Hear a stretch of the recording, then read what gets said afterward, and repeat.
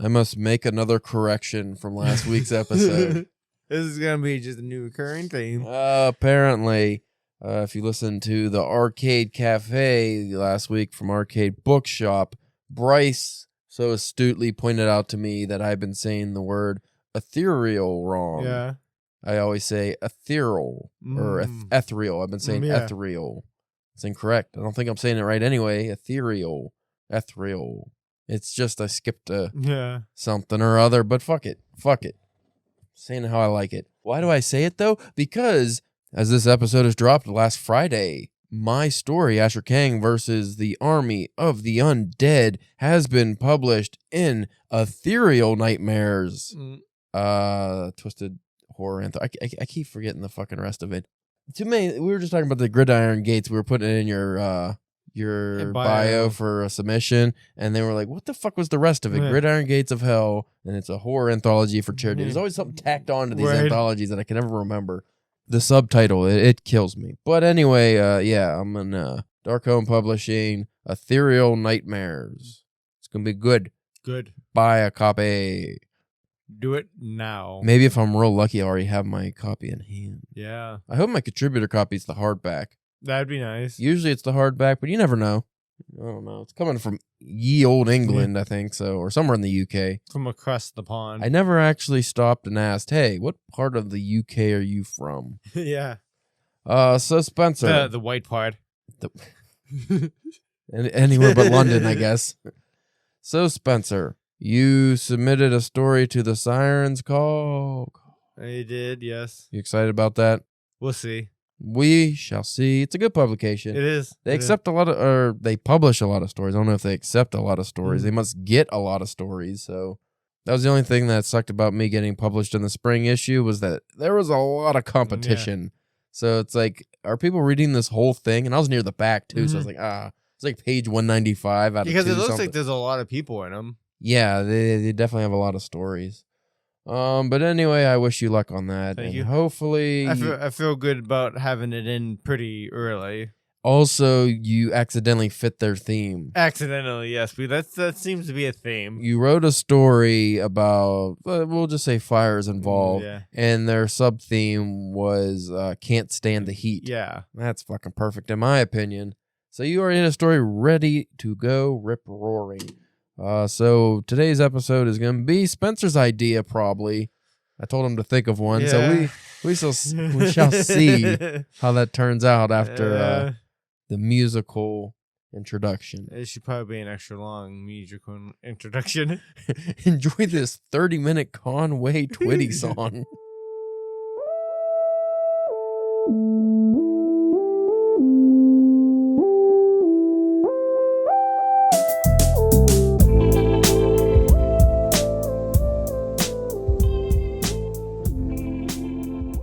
You are listening to the Drunken Pen Writing Podcast. I'm your host, Caleb James. With me today, Spencer, the Jacksonville Jabberwocky Jacker Church. Do I gotta wear like those masks and? I don't know. You're jacking them. Yeah, I'm definitely wearing the gloves. Well, yeah, if you're robbing them, that's what you're jacking, right? Like yeah, stealing, yes. Because this arm motion can get quite flamboyant and jerky. Yeah. So, Spencer. Caleb, the episode that you suggested, that I definitely suggested, that I told you to think of earlier, that you definitely came up with, and not me. 100% idea. I know for 100% surety what you're about to say. Yes, and that is 10 horror movie villains with the worst motives. Yes, that's the yes. Which we'll expand on to maybe literary villains we've read that have terrible motives. So number 1 on this list of stupidness. Rachel from American Psycho 2. The shitty one. Yeah, I was going to say, I don't know if I've ever seen that one. It was bad. So American Psycho's main character, Patrick Bateman, is one of the most enigmatic and complex villains in cinema history, and I would imagine it is the book as well. His successor in the film sequel, American Psycho 2, is anything but. I don't think it doesn't help that it had a What's-Her-Face player, Meg. No. Isn't that who it is? Yes. Yes, it is. It is. It looked different in the picture. She had curly hair in this picture. Morgan J. Freeman's flick, originally named The Girl Who Wouldn't Die, was intended to have nothing to do with American Psycho. I'm going to assume it's a different Morgan Freeman. That's why I threw that J in there. Right. Which perhaps explains why protagonist Rachel's motivations feel so shoehorned in. Having witnessed Patrick Bateman killing and dissecting her babysitter, Rachel kills the main man from the first film and embarks on a career as a criminologist. Sounds like a criminal if she murdered someone, but okay. She spends the majority of the film attempting to further her career and learn more about serial killers by picking off as many of her classmates as possible. So she went I'm going to learn about serial killers by being one. Yeah. That's fucking dumb. Yes, stupid, but kind of smart. Oh, you motherfuckers. You I'm not even going to give a name to this website. Oh, really? Because they're very litigious. Yeah. It's a popular British one, I think. I'd take the next button. It's one of these. Oh, look, it just went to fucking houses. Maybe that's not correct. How do I fucking read the rest of the article? You get paid for it. Probably do. No, oh, no, it's the smaller next button at the bottom beneath the giant next button. That's a trick. It makes sense. Oh, this sucks. Roman from Scream 3. It's just going to be a bunch of shit movies, isn't it? I was hoping this was going to come up, be like, hey, Pinhead's motives are kind of stupid. Why? And then, give some kind of interesting take on it, but no. So what's worse than a terrible horror movie villain with a terrible motive? Two of them? A horror movie villain with a terrible motivation that also stomps all over the continuity established in a beloved predecessor. You're ruining our childhoods. Yeah.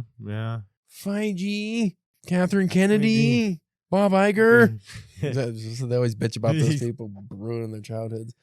As if you could fucking ruin someone's childhood by remaking a movie from the 90s that still exists to this day. Right. It's not like they erased it. It's like, oh man, I don't like the live action Aladdin. They ruined my childhood. Will Smith smacked a guy on TV. He's a fiend. Like, well, what the fuck, you dickhead? Just watch the original Aladdin. It still exists. Yeah. That's Robert Williams in it. It's much better. It's way better. It was always going to be better. What's the new one they're bitching about already? Well, I know that they're doing a Lion King prequel of Mufasa. Yeah, that's dumb. Live action as well. Yeah, with the live action. Oh, there was another one that's... I don't even want to talk about it.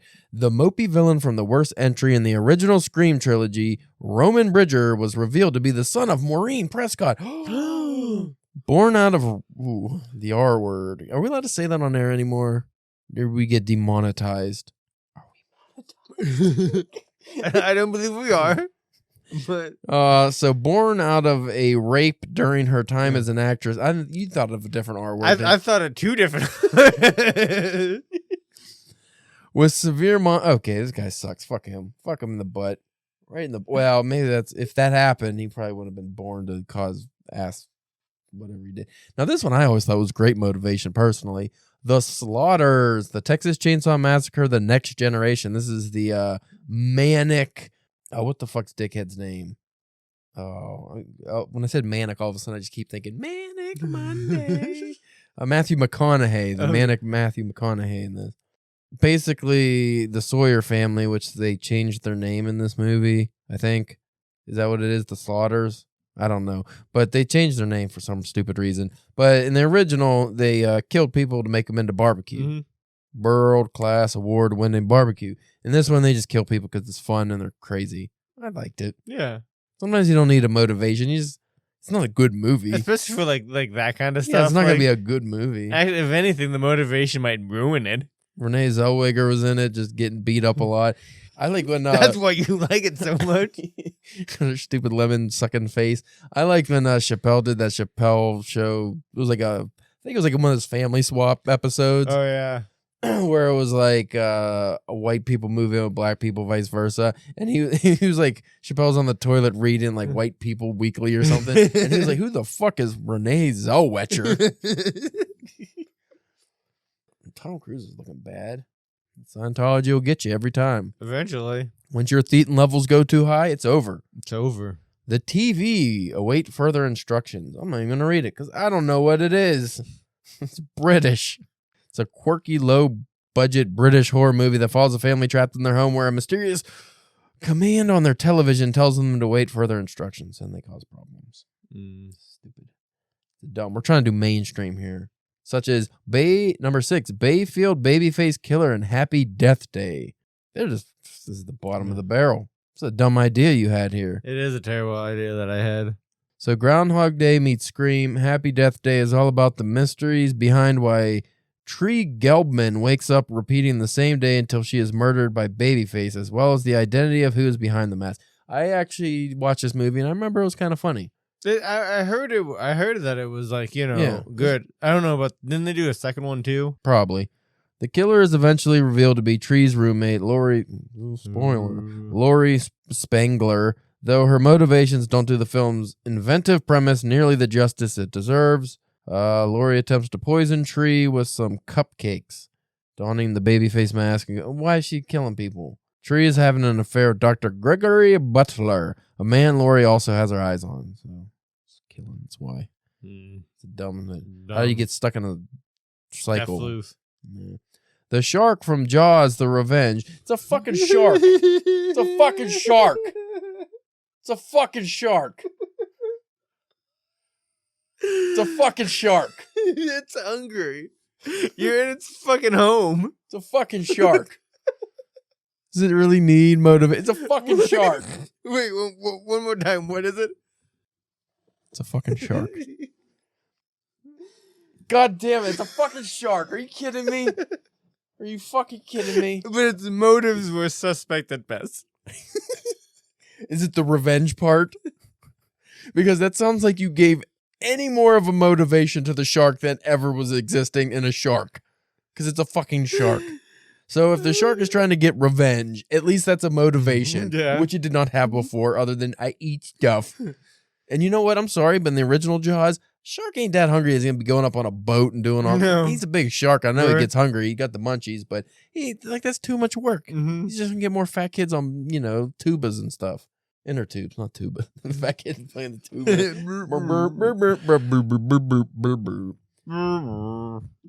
So anyway, shark wanted revenge. Is that what it's saying? Yeah, I mean it's in the title. I'm not reading any of these anymore. Fucking that soiled the list. Jaws is one of the ones I said we should always read the book to see if this shark had a motivation. Well, not so much that, but just to see like how it stacks up to the movie. I want to know the shark's character arc.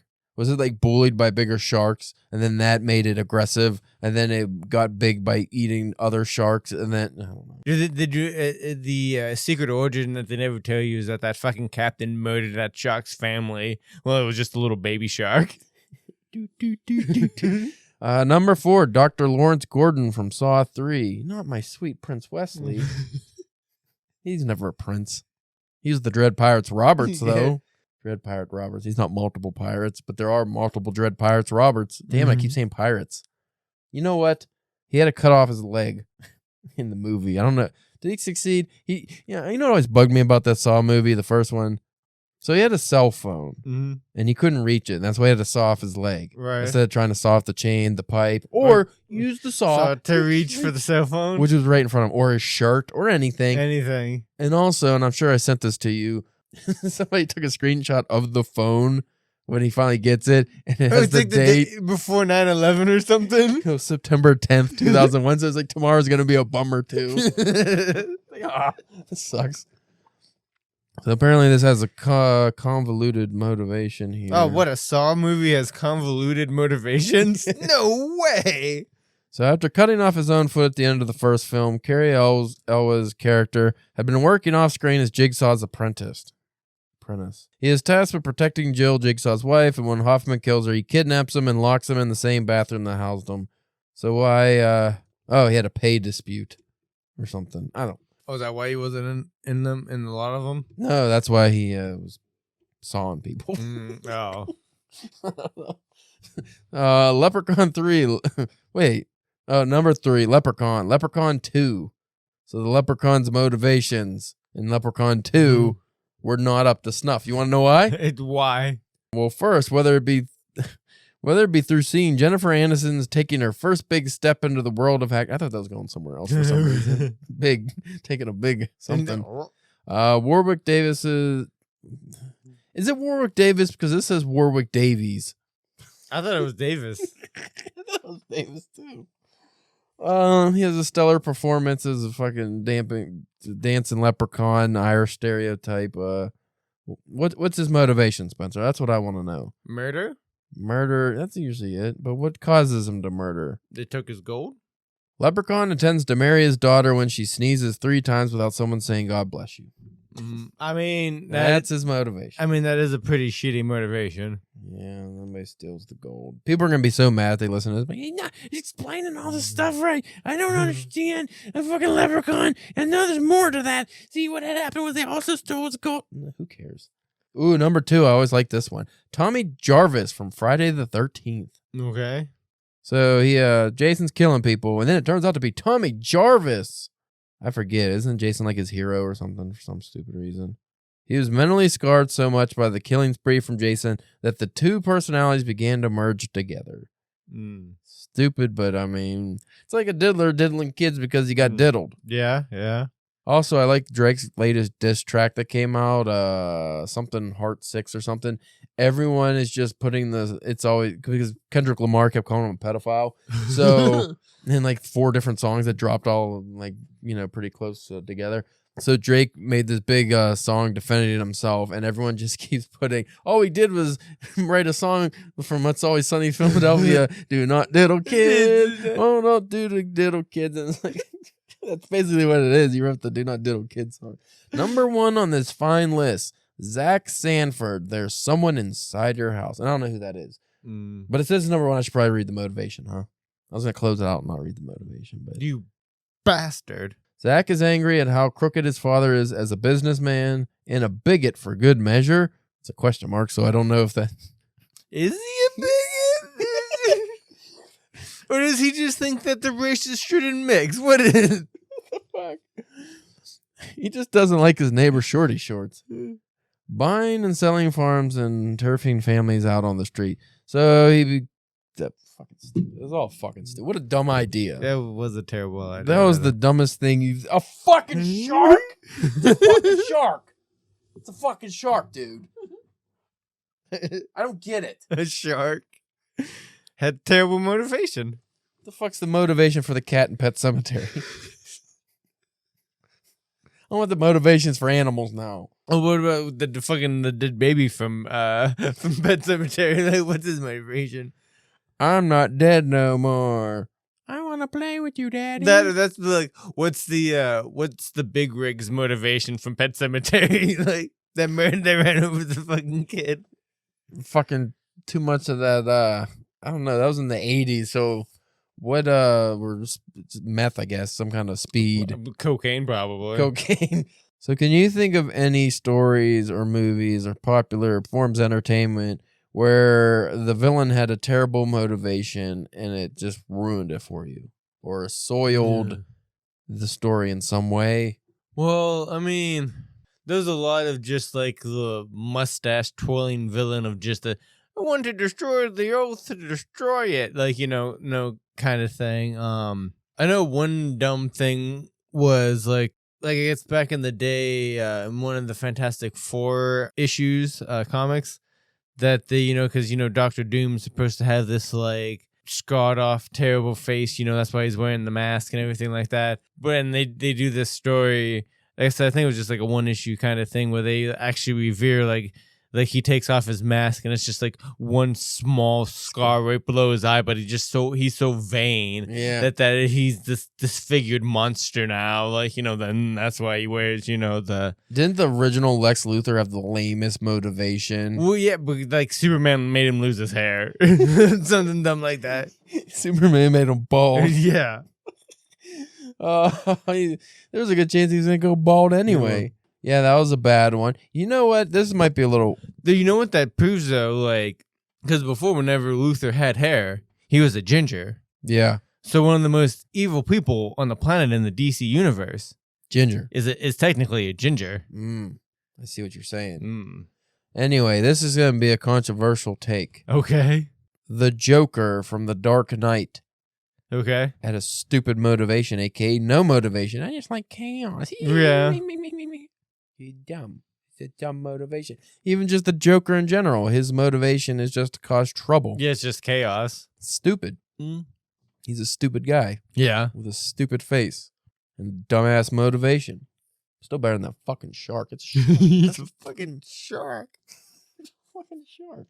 That should be the fucking title of the episode is, it's a fucking shark. It's a fucking shark. I can't put swears in the title. One time I put something, it wasn't even an official swear. It was like hell or something. Well, can it be like like an F, like ampersand? Yeah, maybe. And sign, something like that. Probably crash the algorithm. Ain't you flipping shark? Sharks have if I do that, I could do the picture of the fawns jumping over the sharks. Oh, shit, son. I don't know. I can't think of any more motivation. What was the greatest literary villain of all time, the Judge from Blood Meridian? What was his motivation? He's just a raper. Yeah, he just liked killing things with its privates. Like violence. Yeah. You see a theme here with these lame motivations, but the characters are still very popular. Well, like because in the Wolverine book they're doing like this big thing with like Sabretooth, and so fucking Sabretooth is fucking stupid. He just doesn't like Wolverine, so he's just he think could goody two shoe now or something, whatever. Like he just misses him, so he's just gonna torture him. Well, Mr. Glass from Unbreakable. Yeah. What was his motivation? It was like, oh, I want a real life superhero to come about. So I'm going to kill everybody until it happens. Yeah, I'm going to be the supervillain that causes the superhero, I guess. Something like that. Kind of dumb. Yeah. You got fragile legs. Why are you doing that? You got fragile everything. You breathe too hard. Your name's Mr. Glass. Yeah, and he had a fucking dumb looking afro. Yeah, the weird hair always did kind of would throw me anytime I watched that. I still never got around to watching Split or they're good. Or the one with with all of them. I read the name of that one. I think it was called Slapnuts. Yeah, Slapnuts by M. Night Shyamalan. Slapnuts. You see a preview for that movie he got out with Josh Hartnett, where Josh Hartnett is a serial killer who's taken his daughter to a big concert, and then while he's in the concert, he realizes the whole place is surrounded by cops. He's like they're like locked in. He's like, what the fuck? And he talks to somebody that works there, and they're like, oh, we're trying to catch a serial killer. And then he's like, ah, shit. And he's trying to laugh it off. So now he's trying to figure out how to escape, I guess. Oh, see, like I remember seeing, but I didn't know like that's what it was like. But it's M. Night Shyamalan, so it's gonna have a twist. Yeah. What do you think the twist is gonna be? He's not the killer. He's not the killer. He's just a jackass. Though it's nice to see the Josh Hartnett getting some work. I always liked him. I didn't mind him as an actor. Wasn't he in what was the Oppenheimer? Oh, was he in that? I think he had a substantial role in Oppenheimer. Oh, really? I didn't see it, but if Mike, you watched the movie. Yeah. Was he in Barbie too? Maybe. That'd be funny. So yeah, that's the character motivations that suck butts. 24 minutes. Yeah. I don't like character motivations. I want my characters to be bland and stupid and just blundering through life. Well, we might have to do next week to counteract this, and since we actually have some time, is maybe find like good, villain motivations, like or at least maybe like the most common, like the wanting revenge or wanting a thing that they think's supposed to be given to them, kind of thing. Well, let's look at them. So you got Freddy Krueger. You got burned up. Yeah. By some parents. She just did some diddling. They I think retconned it with the Jackie Earl Haley to make him the diddler, but in the original one he was a child killer. Oh, okay. Didn't go into diddling, at least not. But he was always licking people. Yeah. He's always licking through phones and shit. And he's always tonguing stuff. I think he's diddling just a little bit. Well, if he probably wasn't diddling when he was alive, he probably started diddling when he became a supernatural fucking being. Demon thing. So his motivation's pretty solid. Jason's motivation, he was picked on and essentially was a special ed kid who drowned because the campers were diddling each other. Was too busy fucking. Whoa, I'm not going to say that. They were fornicating, and now he hates fornication. Yeah. So if you don't fornicate, you're not going to die. Well, not as bad. Yeah. The virgin always lives. Yeah, but I don't think that's by like he was just like, oh, you haven't had the sex yet, so I'm going to spare you. Like, Now, the first Friday the 13th, when the killer is actually his mother, that was a better motivation. Right. Revenge for my son. Now, let's look at the Hellraiser series. Their motivation's weird. You open a box, and they're not actually evil, are they? They're just interdimensional sex freaks, but it's not that they necessarily go there to kill you because you have to summon them. So their motivations are unclear. I'd say there's like, because like one thing that popped in my head is like we were talking about before, like with the Lion King, what's his face who fucking kills Mufasa and Scar, you know, like his is greed. He wants the thing that he thinks. He wants the power. Yeah, and well, also you fucking name your brother Scar. Like, he's got a big scar on his face. His name's not actually Scar. It's not his real name. It wasn't his birth name. It's like, oh, I have a wound on my face. Let me call me Wound Face all the time. Let me call you Seeping Sores or something. Yeah, I might have a little bit of a complex. Who's another great movie or TV or book villain with a wonderful motivation? Chucky from Child's Play. He was just a serial killer. Yeah, he just likes the killing. And then he becomes a doll. And likes the killing some more. It's kind of dumb. Yeah. Like, I never liked Chucky. It's like, why don't you just not kill? And people not fuck with you, you know? Yeah. Yeah. I just like how you get reincarnated as a doll, and your first thing is just like, I gotta fucking kill somebody. I need the blood. You know, most of the anime villains have stupid motivations if you think about it. Yeah. I mean, it's same with a lot, like a lot of comic books, Yeah. It's like Frieza. What's his motivation? Power. He's just evil. Just evil. Cell, he's just made to be evil. Pretty much anyone from the Dragon Ball universe usually doesn't have great motivation. No.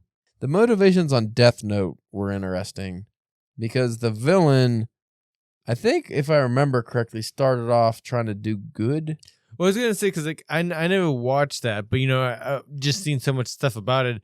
It also seems more like what was the word I was gonna use? Like Boner-tastic. Boner-tastic. Like maybe smart, maybe cerebral. Maybe that's something. That's not the word. No, it was not. I fucking. What were you talking about with the Death Note? Like detectives and crime and. I lost it. Thriller. No, just continue on your bit.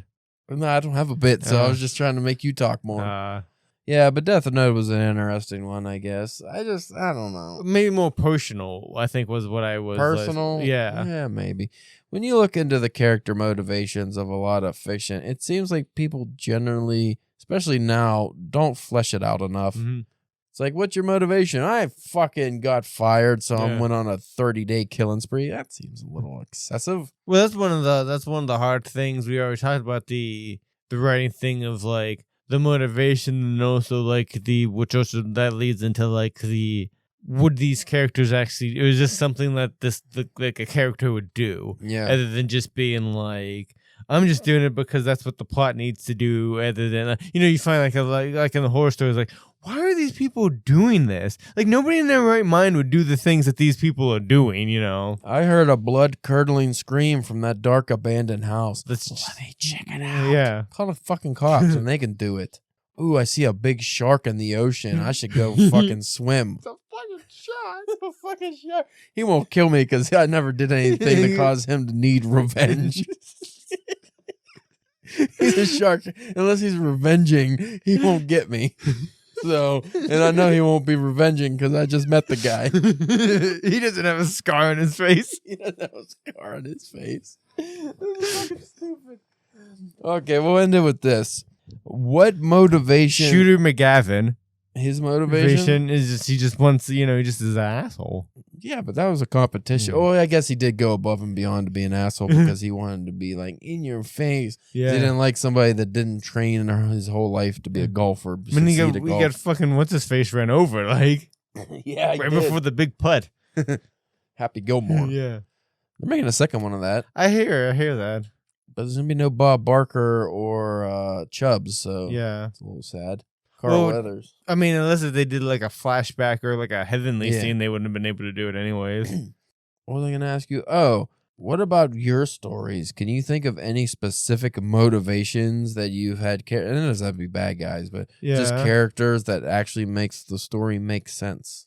I mean, I always try to have like a reasonable thing of like if it's like somebody getting screwed over by something and having it actually be something that's worth, like we were saying, that would maybe that would make a character want to do whatever thing you're having them do in the story that's making it readable. And then I guess it's like, oh, I stubbed my toe. Now I'm going to murder my boss. I told him 14 times to put the chair and push it under the desk, and he left it out, and I hurt my toe. I can't think of anything specific, but I do know I always have specific motivations in play, but I could probably do a better job of it. But it's also in short work. It's not as... needed? Yeah. I'm trying to think. So my one horoscope story, the villains were cops who were very racist and they, left people out in the ice to die up in Canada. And you might look at that and be like, well, what the fuck's their motivation other than just racist? That's kind of weak. It's true. Yeah, I mean, based sadly, off of true stories. I mean, and then, sadly, that's not... you don't need much more than that in real life for people to do fucked up things other than them just being like racist piece of shits. Right. No, I've done, especially in my fantasy stories, more fantastical motivations that, but usually it's still rooted in some kind of real world event, not real world, but in fantasy world, real in their world event, not a supernatural or anything like that. But that's enough of this chit chat. Right. I'm hungry as fuck. Yeah, Nitro came down to tell us to shut up. Yeah, he's like, you guys spent 20 minutes doing a submission, and I'm doing this dumb podcast still. We'll end it, buddy. So I am Caleb James, the host of the Drunken Pen Writing Podcast, and this has been another great episode. And if you want to tell us how great it is, you could do so on like iTunes and Apple Podcasts. I don't know if it's the same thing. Spotify has a review feature, I believe, and whatever you listen to your podcast at probably has something. You can follow us at DPW Podcast on X, Instagram, Facebook, and YouTube. You can follow me at calebjameskade.com and see all the publications I've been mentioning. I have links on the publications tab. Some of them will just download if it's an e-zine, or it'll take you to where you can purchase and or read the thing I'm in.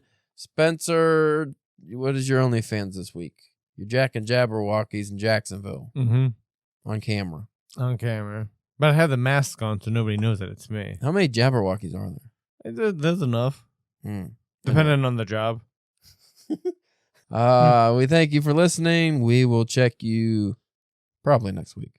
Maybe Spencer come up with the fucking idea for once. Probably won't. A fucking shark.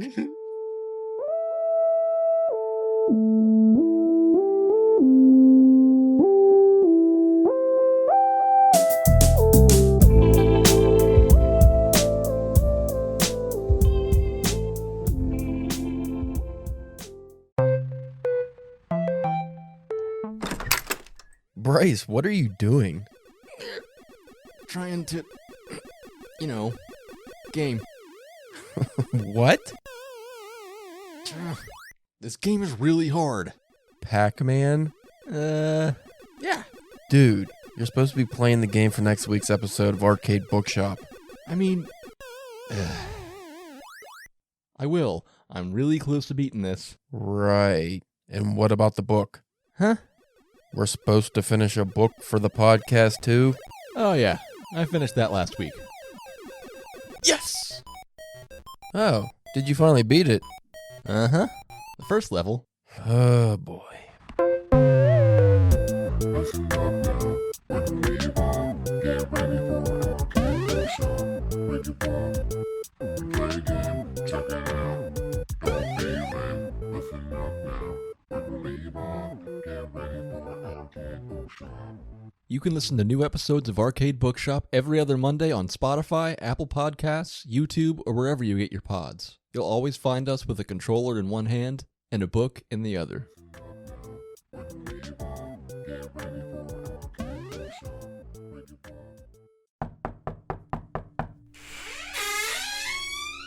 Hey, Caleb, you wanted to see me? Ah, Spencer, my good fellow. I've been expecting you. Yeah, so did you want something or? Want? Goodness, no. Require. Require? Yes. I require your services for the briefest of moments. Okay. Surely you can see the predicament I'm in. Well, actually, no, I can't. I lost my glasses at the pub last night. A pub, you say? Surely you can't be serious. As serious as a fought during a rectal exam. And stop calling me Shirley. Rightio. Anyway, if your spectacles were affixed upon your face, you'd see that I, the host of the most prodigious writing and books podcast in the business, has been immobilized by a rather substantial stack of fallen folios. What? My to-read pile finally fell on me while I was taking a nap. But you're on a podcast table. I hardly see how that matters. And you're naked. I hardly see how that matters. Dude, your hairy ass is touching my drink coaster. I hardly see how that matters. It matters to me. Can you just unbury me? No way. Your reckless reading got you into this mess. Blockhead! Wait! Don't go! There's a copy of War and Peace wedged in my taint. Spencer! Can you at least leave me a bottle of whiskey? Hello? Can't get enough drunken nonsense? Listen to new episodes of the Drunken Pen Writing Podcast every Tuesday wherever you get your pods.